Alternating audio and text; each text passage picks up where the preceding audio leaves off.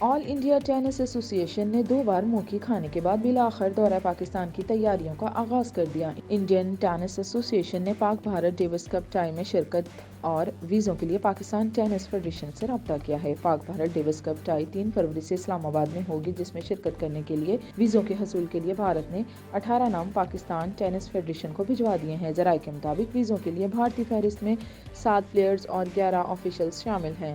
پاکستان روہت راجپال سمیت 7 کھلاڑیوں کے نام بھی ویزوں کے لیے دیے گئے ہیں۔